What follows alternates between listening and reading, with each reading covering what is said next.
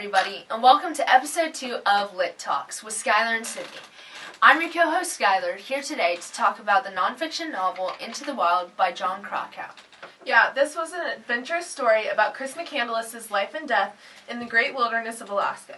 Krakauer was extremely intrigued by McCandless's eventual death and his motives to leave behind a successful life and start a new naturalist life. In this episode, we're going to focus on whether or not it's possible to lead a complete naturalistic life in today's modern society. I'll tell you what, Skylar, I don't think I could ever live without my laptop or phone or things like air conditioning in this time period. Yeah, well, in today's culture, I think it's virtually impossible to be an absolute naturalist. Even McCandless carried around money and occasionally used his phone. But I think there are some people that can give up most materialistic things. In Chapter 3, Krakauer writes that Chris was appalled by his parents wanting to give him gifts. He says, "I can't believe they'd try and buy me a car. I'm going to have to be real careful not to accept any gifts from them in the future because they will think that they have bought my respect." Right here, Krakauer wants the readers to wonder if they themselves could turn down a brand new car.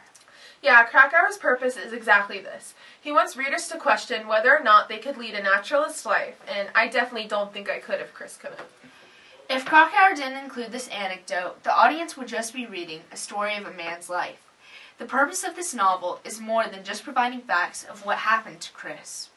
The book is almost a call to action to change the readers' lives. It's ironic that his lifestyle is what drove him to his death, but he was also at peace when he did die. Exactly. When he was finally able to escape after college, he said that he felt free from a world of abstraction, insecurity, and material access in Chapter 3. In the concluding paragraph of Chapter 3, Krakauer describes how at peace Chris felt to be leaving the materialistic world behind. So, although he did lead a society centered around money, success, and possessions, he still had to keep his belongings in his car with him and brought money. Therefore, I don't think it is possible to truly leave the materialistic life behind and still survive today.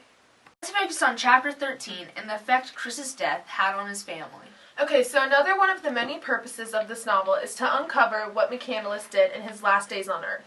He died a tragic death of starvation all alone, and he completely severed his family relations and never talked to them after leaving Emory. He went into the wild to discover his own happiness and left his old life. So, do you think it's selfish to ignore the people who love you to follow your own pursuit of happiness? I personally think that you will find happiness in the people you love and the people who love you. Chris loved his sister Corrine and had a strong bond with her, but despite his love, he still left her. I agree. I think it was selfish of Chris to leave so abruptly, without saying goodbye to his family. Although his parents and him didn't get along, I think they earned the right to know where their child was going. In Chapter 13, we see the effects of Chris's departure and death in the eyes of his sister. Krakauer writes that Corrine found that her appetite had vanished and she lost 10 pounds, leading her friends to worry that she was becoming anorectic. Her mom, Billy, also lost 8 pounds, and her father, Walt, gained 8 pounds. This ironic situation was included to emphasize the negative impact Chris's selfishness had on his family. Krakauer demonstrates how, in Chris's pursuit of happiness, his selfish tendencies took a toll on his family in the worst way possible. The family struggle makes the readers pity the ones who loved Chris. By including the family's grieving period in the novel, Krakauer fulfills his purpose by providing a basis of debate and making the readers question if their pursuit of happiness is more important than the people they love. Clearly, Chris's decision led to a tragic downfall for both him and his family. In this case, I think that there is a certain extent of what you can do to find happiness and not hurt the ones you love and who love you. Throughout Chris's journey in the novel, Krakauer provides many debatable topics about different lifestyles that one could live. Considering his purpose of writing this is to provide a detailed story of Chris's life, I think he definitely achieved it. Yeah, but also Krakauer makes readers question what they think to be moral and whether or not they would be able to live the same way that Chris did.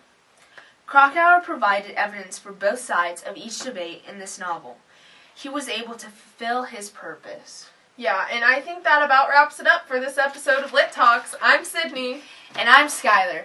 Thank you for listening to our questions, and join us next time on Lit Talks.